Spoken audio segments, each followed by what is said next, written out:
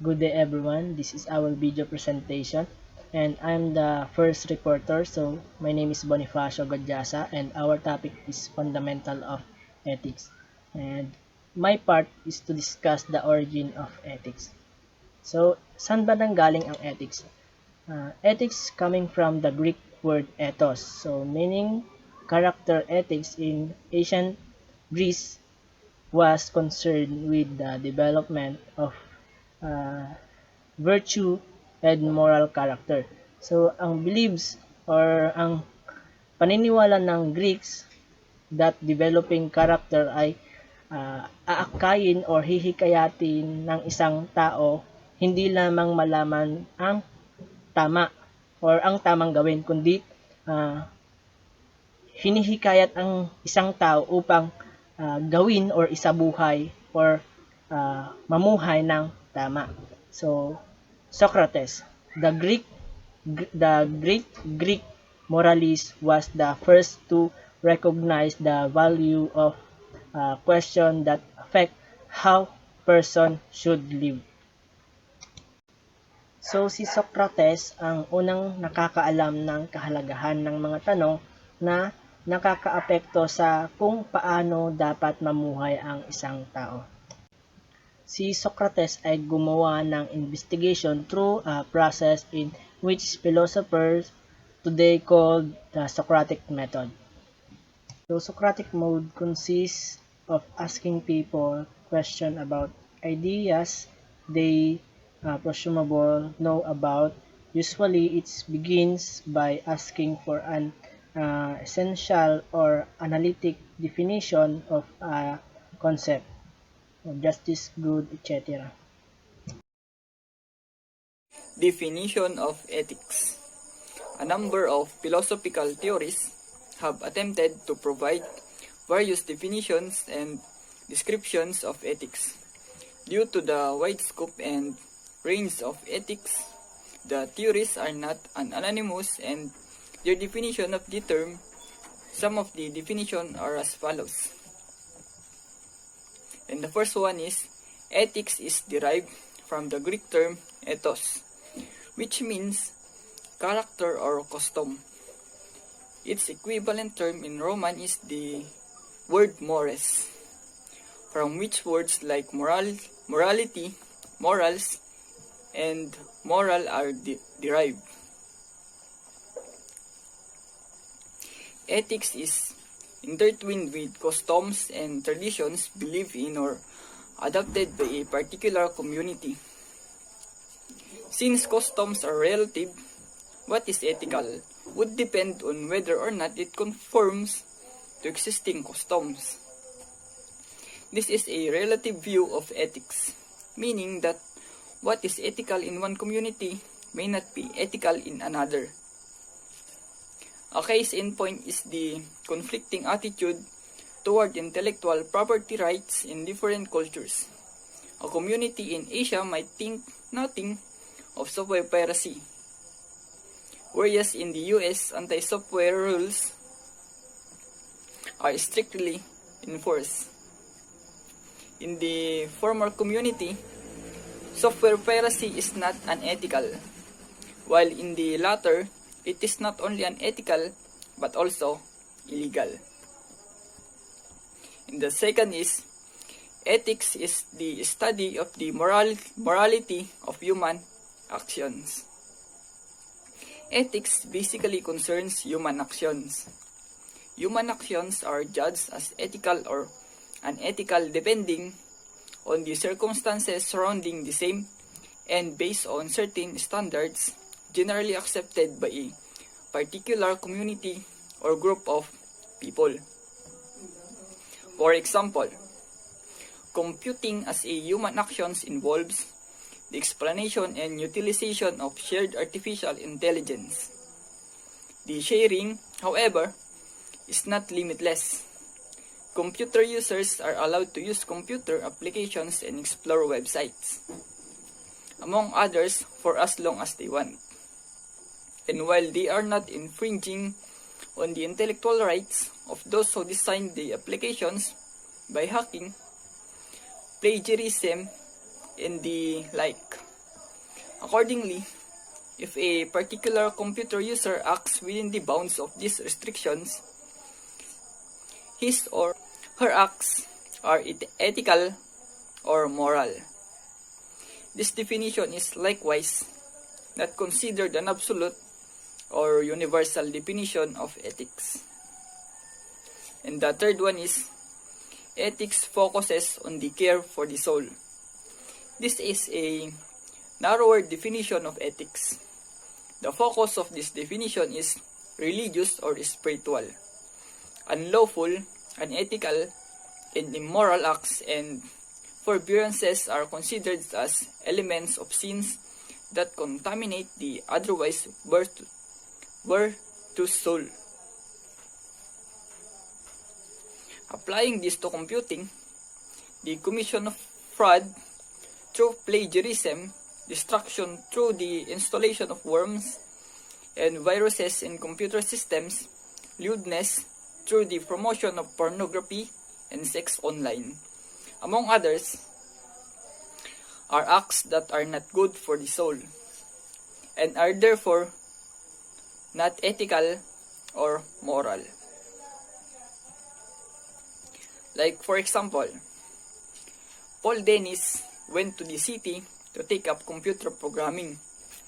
In one of his computer subjects, they were required to design a computer program within 1 month. Being skillful and intelligent, not to mention naughty, Paul Dennis was able to design a program that could transform pictures of clothed women into pictures of the same women in the nude. When the semester ended, Paul Dennis decided to sell his software to friends. It sold like hotcakes. Did Paul Dennis commit an unethical act? Well, if we accept the idea that in looking at nude pictures of women, a person corrupts his soul, then the answer is yes.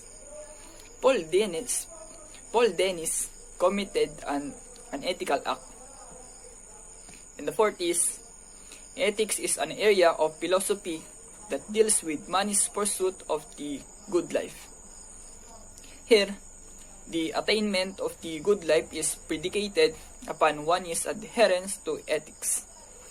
This is somewhat analogous to the immediately preceding definition in the sense of that ethics is used as a means to reach a particular end. For this point of view, a web designer and programmer who produces freeware that benefits millions of users is doing something ethical.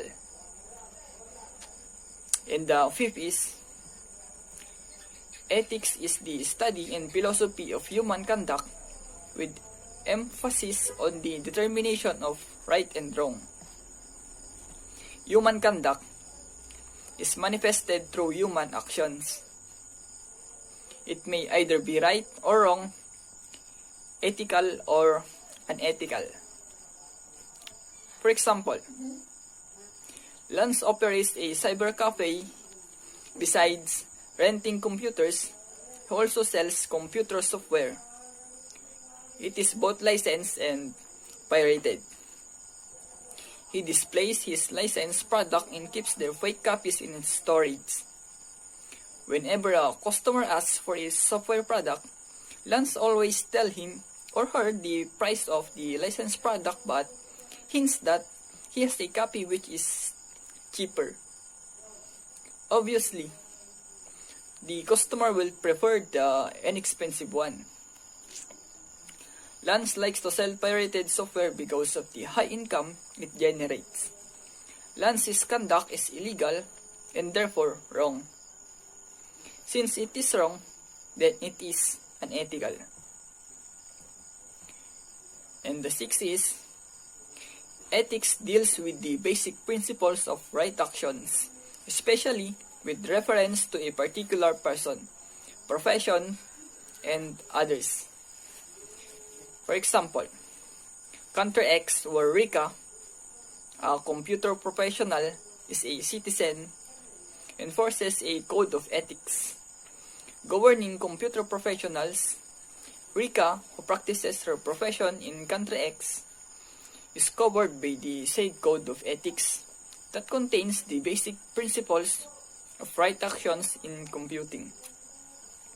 Should Rika fail to abide the provisions of this code of ethics, her act of transgression will be considered unethical. And the seventh is, ethics as a concept suggests the notion of correct or incorrect practices relative to various concerns or fields of study. This is somewhat similar to the immediately preceding definition of ethics. The evident impetus for this definition is the growing need to address moral issues and unethical practices within the boundaries of various areas of study. While there is no universal definition of ethics, our relative perceptions of what is correct or not, or right or wrong, is usually adopted and uses to guide people's actions in various human concerns. This is what we call applied ethics. The various applied ethics include environmental ethics, nursing ethics, biomedical ethics, legal ethics, and computer ethics, among many others. Hello guys, I'm Junard T, Galvan, BSIT 3A BPO. And now I'm going to discuss the assumption of ethics, the need to study in ethics, and the objectives of ethics. First is the assumption of ethics. Assumptions are fundamental beliefs of statements that are accepted to be true without a burden or proving of a proof. Number one is rational being. A man is a rational being. Man is a rational being. A person is called reasonable or rational when its beliefs and action conform and dictates of those principles or when subjectively guided by them. And the man of free is, it means you have the freedom to act on your will, although we have some rules that we are going to obey. Next is the need of study of ethics. The need to study in ethics. We have 4 things to need to study in ethics. First one is to clear why one act is better than another. Number 2 is to have an orderly social life. Number 3 is to intelligently appraise and criticize moral conduct and ethical system. And last is to point out the true values of life. And the next slide is the objectives of ethics. First one is the physical objectives of ethics. The dear of an act is the physical object of ethics. The physical object of ethics does not refer to a person but on an institution and other forums, and to other forms of social organization that perform moral action and other rational activities such as decision making, moral calculation, and etc. And the other one is the non-physical object of ethics. This is the action done by moral agent such as the act of telling the truth, helping others in distress, fulfilling a promise, forgiving others, trespasses, humility, including malicious deeds such as murder, stealing, lying, and etc. The difference between these two objectives of ethics is the physical objectives, the of the act, and the non-physical object, or the act done by the deer. General form of acts. Acts of a man. Number 1. Voluntary natural acts. Those include the voluntary, intuitive, or reflex act exhibited by man, such as the blinking of the eye, the beating of the heart, sneezing, yawning, and breathing, and scratching, etc. Try doing the following and confirm for yourself if they are needed involuntary. Stop blinking for 5 to 10 minutes. Stop breathing for 5 minutes. Stop your heart from beating. Stop your stomach for digesting the food you have taken during the breakfast. Number 2. Voluntary natural act. Those including voluntary and natural but necessary reflexive acts as sleeping, eating, drinking, and etc. Let's proceed to human act. Human act is the second general form of act, while acts of human is the first general form of act. So to easily understand, let's define first what is human act. It is the action or our action that is conscious, intentional, voluntary, and are within purview of the human value judgment. It is either moral and immoral. So to easily understand if our action is human act, there are three characteristics or elements that should be present. So, but before that, I want to ask some questions. Bakit po ba kailangan nating kumilos? Labag po ba sa loob natin ang kumilos? Gusto or voluntary po ba tayong kumikilos? And lastly, aware po ba tayo sa ating mga kinikilos? So, dito na po masasagot kung ano po yung tatlong elements. Ito po, ang first element po para malaman if ang action natin ay human act is knowledge. We need to be aware and mindful when it comes into our action. Example po ng action natin, pagtututbrush po. Hindi naman po pwedeng nagtutbrush ka nang hindi mo alam. Di ba nga po ang human act is action that is consciously, voluntary, and intentionally. Ibig po sabihin, alam po natin yung ginagawa natin. Ito po yung tinatawag na perform consciously. And for the second element po, ito po yung tinatawag nating voluntary or voluntariness. Ibig po sabihin, willing. Na dito po, ginusto mo po. Wala pong ibang nag-uutos sa'yo o pumipilit sa'yo na gawin ang isang kilos. Halimbawa po, gusto mo pong magsulat. You are writing because you want to learn. Ibig po sabihin, may dahilan kung bakit mo po ginagawa yon. Pinahintulutan po ng utak mo na gawin ng isang bagay na yon at hindi po ng ibang tao. The third or last element po is freedom. Dito po sa freedom, you are free to do the things you want to do. Ibig po sabihin, wala pong magsasabi or pipigil sa'yo kung ano ang dapat mong ikilos o gawin. So, ito lang po yung tatlong element para po masabi na ang galaw natin is human act. Kung ang tatlo pong iyon ay wala po sa ating kilos, hindi po siya makukonsidered na human act.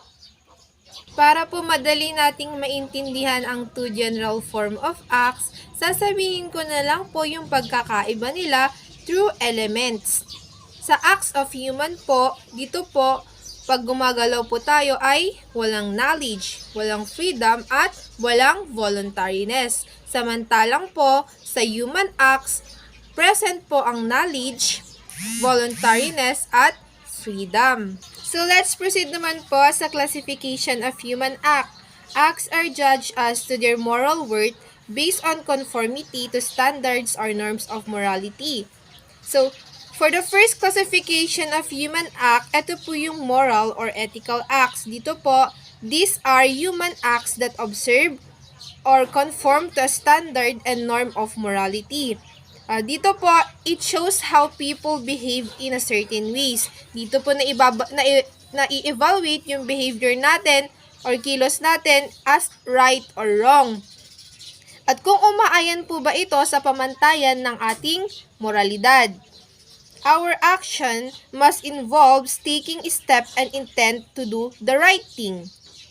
Lalong-lalo na po sa reality. Ibig po sabihin, our action must good and done with a good intention. Ibig po sabihin, all in all, ang meaning po ng moral or ethical act, a person who follows the rules. So, let's proceed naman po sa second classification of human acts. Ito po yung immoral and unethical act. Na dito po, these are human acts that violate or deviate from a standard of morality. Immoral and unethical actions may include refusing to help others in distress, cheating on an examination, and speaking ill of others, and etc. Ibig po sabihin, you know the right and wrong, but you choose to do the wrong thing. Na dito nga po, ibig po sabihin, ang immoral ay kabaliktaran po ng moral. Para po mas madali nating maintindihan, ay ibigay po natin yung pagkakaiba ng moral at immoral. If moral action has something to do the action that must be done with a good intention, the immoral act naman po is alam niya po kung ano ang tama at mali pero mas pinipili niya pong gawin or i-violate yung rules. Ang ibig po sabihin, sa simpleng salita po, ang immoral act is a person who violate or break the rules. For the third and last classification of human acts, ito po yung amoral or neutral acts. It does not apply human acts because human acts can be either immoral or moral, but not morally neutral.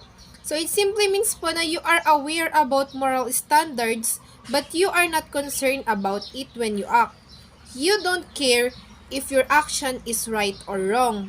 Unlike po sa moral act, alam niya po ang tama at mali, pero yung action o kilos niya po ay mabuti at nakasunod po sa pamantayan. Samantalang naman po sa immoral, alam niya po ang pagkakaiba ng tama at mali, pero ginawa pa rin niya pong gumawa ng mali at hindi na po yun nasasaad sa pamantayan.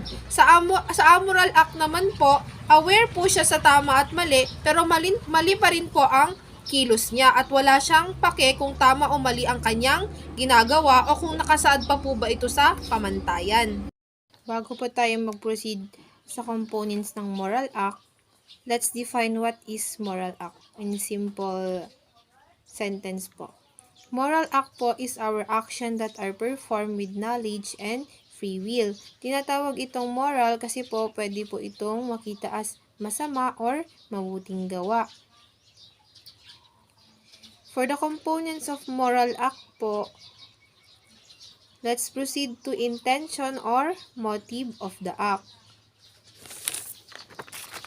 It answers the question, why are we doing the action? And it refers to the motive for an act is done. A bad intention po kasi can perceive as, pwede po ito magmukhang mabuting gawa o kilos.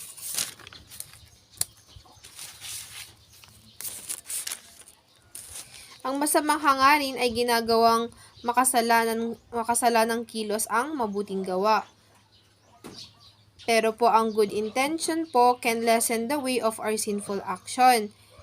But hindi po kailanman maaaring gawing mabuti. Mabawasan man po yung bigat ng kasalanan natin, pero hindi po ito kailanman magiging mabuting gawa.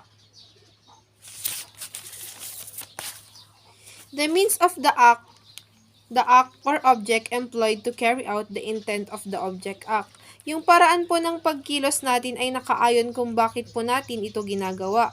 Ito po ba ay masama o nakakabuti?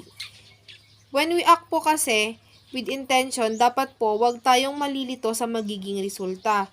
So you should have the correct or right intention. Ang intention po kasi ay hindi gaya ng inaakala ng marami. Ang intention po is choosing the things you want to do.